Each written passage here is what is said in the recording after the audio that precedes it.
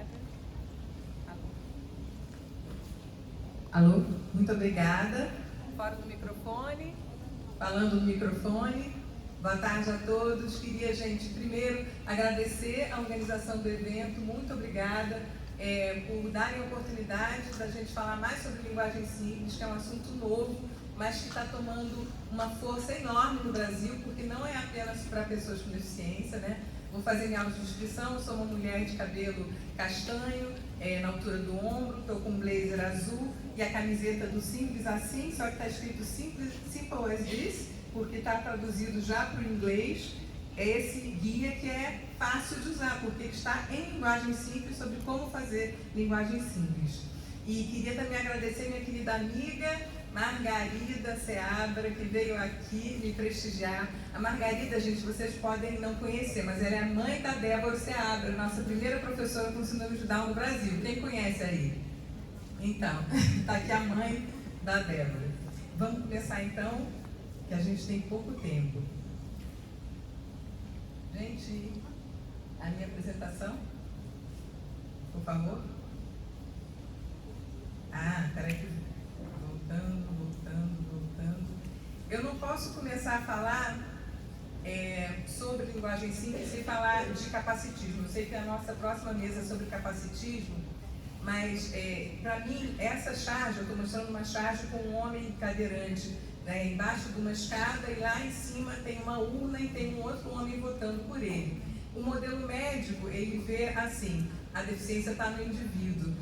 Coitado, não pode votar porque é deficiente. No modelo social, que é absurdo, ele não pode votar porque tem escada até a urna, né? Então, a deficiência está na sociedade, não na pessoa. Isso daí vocês que já trabalham nessa área há bastante tempo já sabem, né? O capacitismo sutil, né? Ele é uma forma de opressão, é você acreditar que a pessoa com deficiência vale menos que uma pessoa sem deficiência, é você categorizar vidas humanas, né? Achar que algumas pessoas valem mais que outras. Por exemplo, na Covid a gente não teve a prioridade para pessoas com deficiência que estavam mais expostas à Covid, a gente teve que ir para a rua para lutar por isso, né? Nos Estados Unidos a gente tinha pessoas com deficiência intelectual que não ressuscitavam quando estavam no hospital. Por quê? Porque achavam que a vida delas valia menos do que as outras pessoas que estavam no hospital, né? E assim como o racismo, ele é estrutural e cultural, né? Porque a normalidade é uma construção social. Para quem não conhece, Stella Young é uma ativista australiana, dela esse conceito da inspiração pornográfica, né? É você olhar para uma pessoa com deficiência e dizer: se ela pode, eu posso. Então, depois essa minha apresentação vai estar disponível com todos os links, com a audiodescrição de todas as imagens, né? Você usar essa menininha para dizer: a sua desculpa é inválida, essa menina é deficiente, conseguiu, você não vai conseguir, enfim, esse que é usar a pessoa com deficiência como um objeto, né? Então, o termo capacitismo, como a gente ouviu hoje de manhã, agora está na legislação brasileira, graças ao decreto do novo plano Viver Sem Limite, né? O decreto 11.793 de 93. Então, agora a gente tem a Lei Brasileira da Inclusão, que diz que a discriminação é crime, né? E tem esse decreto que diz que capacitismo, né, é esse tipo de discriminação contra a pessoa com deficiência. Essa pesquisa é antiga, ela é de 2006, mas eu gosto muito de me referir a ela porque foi aqui que a minha ficha caiu. A minha filha, ela nasceu com síndrome de Down há 19 anos e foi um susto muito grande, né? Vai atrás de informação, aquilo tudo. Mas foi só quando eu vi essa pesquisa em 2006, ela já estava com 2 anos, que eu me dei conta, gente, por que eu fiquei tão impactada. Foi porque eu era preconceituosa, eu não sabia. Eu achava que eu não era preconceituosa.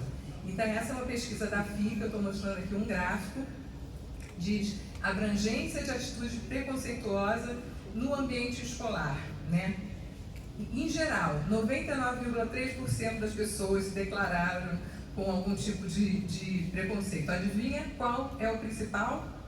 Naquela época se dizia necessidades especiais. 96,5% das pessoas tinham algum tipo de preconceito contra pessoas com deficiência. Foi aí que eu li isso aí e comecei a chorar. comecei a chorar, porque me caiu a ficha, né? E meu marido, nossa, eu nunca vi ninguém ver uma pesquisa e chorar assim, né? Mas, gente, é mais do que étnico-racial, é mais do que orientação sexual, mais do que gênero, mais do que território, o preconceito contra pessoas com deficiência. É claro que esse número deve ter mudado, porque, felizmente, né, graças a pessoas como a nossa querida Margarida aqui, e tanta gente que está aqui, né, me junto a vocês, a gente tem uma inclusão que vai aos trancos e barrancos, mas vai, as pessoas estão chegando na escola, estão chegando na universidade, por isso que a gente está aqui, né? Mas eu queria falar para vocês que a acessibilidade e a inclusão começam pelo combate ao capacitismo e também pela linguagem simples. Olha lá, ela é um recurso de acessibilidade para facilitar o acesso à informação. Só que ninguém tinha notado que lá na nossa Convenção sobre os Direitos da Pessoa com Deficiência, junto com rampas, né, com braille, com linguagem de sinais, tem também o que? A linguagem simples. Ele é um direito garantido lá desde o nosso decreto de 2009.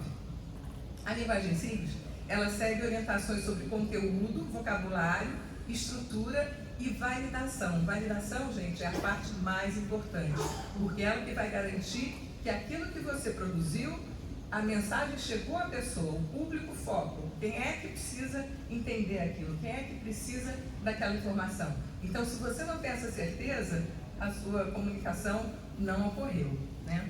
Então, essas orientações, né, da linguagem simples, elas são baseadas em pesquisas, em experiências de especialistas de vários países e validadas por esse público foco, que normalmente tem uma pessoa com deficiência intelectual nesse grupo que vai fazer a validação.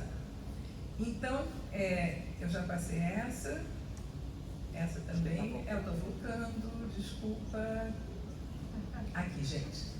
E por que a linguagem simples é tão importante assim, gente? Será que é só para pessoa com deficiência? Não, né, gente? Lembra da Covid? Ela, em questões de utilidade pública, como saúde, por exemplo, ela é importantíssima. A gente, infelizmente, né, viu pessoas acreditarem que vacina era ruim, não era bom para a saúde, né? Então, o que acontece? A autoridade, né, o Ministério, tem que falar de uma maneira que a pessoa entenda, porque senão vão vir os mal intencionados, fazer um memezinho com 2 frases, a pessoa está acreditando naquilo, né? Então é muito importante para os agentes públicos, né, na educação, a gente ter essa linguagem simples. Ela combate informação difícil, mal entendidos, desinformação, perda de tempo, porque se você tem uma informação fácil de entender, a pessoa vai entender mais rápido, o saque depois não vai ficar respondendo perguntas de pessoas que não entenderam a informação, né? Então o custo é menor, você diminui a desigualdade e ela promove o que é a autonomia, a inclusão, a participação e a cidadania. Uma pessoa que ela entende aquilo que ela está conseguindo entender aquilo, ela vai querer ler mais. Então ela vai estar mais motivada a cada vez ler mais, né? E para quem então que é essa linguagem simples? Ou linguagem fácil de entender? A gente vai falar desses 2 conceitos depois. Pessoas com dificuldade de leitura, deficiência intelectual, cognitiva, de aprendizagem, surdas ou surdo-cegas, pessoas com demência, dislexia, afasia, déficit de atenção e de memória, imigrantes, pessoas não alfabetizadas, com baixo letramento, analfabetos funcionais. E quem são esses analfabetos funcionais, gente? Aquelas que não reconhecem, né, que só reconhecem letras e números, mas possuem dificuldade de interpretar um texto, né? Ou então a fazer operações matemáticas. Esses são os analfabetos funcionais de acordo com o indicador de alfabetismo funcional. E quem são essas pessoas, gente? É 30% da nossa população. Sabe? A gente tem pouca pessoa com deficiência intelectual, mas a gente tem 30% de analfabetos funcionais. Então, realmente, e assim, a gente tem tido essa experiência. Os intérpretes de Libras agora, quando a gente apresenta em linguagem simples, né? Para você audiodescrever muito melhor, que esteja tudo em linguagem simples, é bom para todo mundo, né? E o analfabetismo? A gente tem há quase 10 anos o mesmo nível de analfabetismo. A gente vai esperar, sabe? O problema do Brasil é a educação. A gente vai ficar esperando, né, que as pessoas se alfabetizem e vamos informar elas de uma maneira que elas possam entender. Inclusive através de vídeos, inclusive através de áudios, né? Mas de uma forma que todo mundo entenda, especialmente essas informações mais importantes. A PNAD, né, que saiu no ano passado foi muito importante. Ela mostrou que, dentre esses analfabetos, né, mais da metade tem 60 anos ou mais, 2 vezes mais pretos e pardos, 11% no Nordeste e no Sudeste 2,9%, e adivinha, pessoas com deficiência, 19,5%, né, dos analfabetos são pessoas com deficiência, ou seja, 5 vezes mais do que as pessoas sem deficiência. Aí, então, como eu falei, né, antes de estar em braille, antes de ser audiodescrito, antes de estar em libras, a informação tem que estar na linguagem simples, inclusive pela falta de tempo, inclusive porque todo mundo hoje em dia se informa através de telas pequenas, de celulares, né? Então, quanto mais simples e direta a informação, melhor. Estou mostrando uma foto de uma agência de correios com o seguinte cartaz: informamos que a tarifa de achados e perdidos é facultada no caso de hipossuficiência econômica do usuário. A pessoa com hipossuficiência entendeu? Ou preciso explicar por que a gente precisa de linguagem simples? Gente, isso não é mentira. Tinha esse cartaz, né? Todas as pessoas passam a entender informações melhor e mais rápido com a linguagem simples. Um breve histórico, né? Como eu falei, tem 2 correntes principais. Uma é a Plain Language, para pessoas que não têm deficiência. Então, é o tal do... para acabar com burocratês, para acabar com juridiquês. É essa linha que o Judiciário, inclusive, está adotando agora, né? O ministro Barroso, lá do Supremo, está querendo que a linguagem seja mais fácil de entender. Então, tem essa linha que é mais sobre texto. E tem o Easy Read, ou então Easy Language, que também inclui imagens, vídeos e que sempre tem que ser validado com o grupo foco, tá? Então, a grande diferença, Plain Language é só texto e Easy Read pode ser vídeo, áudio, ilustração e tem que ser validado. Mas são coisas que se complementam, né? A gente tem 2 ISOs, né? São padrões internacionais que acabaram de ser lançados, então realmente é um assunto muito novo, mas a gente precisa de gente que saiba disso, a gente precisa de gente que produza isso. Então, peguem a linguagem simples e levem adiante. Essa ISO da Plain Language, né, diz que linguagem simples é uma forma de comunicação que coloca o leitor em primeiro lugar. Ela leva em conta o que o leitor precisa saber, o nível de interesse e habilidade de leitura do leitor e o contexto em que o leitor vai usar o documento. E aí ela também fala que estudos mostram que a linguagem simples poupa tempo e dinheiro de pessoas e organizações. E eu coloco aí na apresentação o link para essa norma técnica. E já está sendo traduzida para o português pela ABNT, e essa outra ainda não está sendo traduzida para o português, mas a gente precisa traduzir.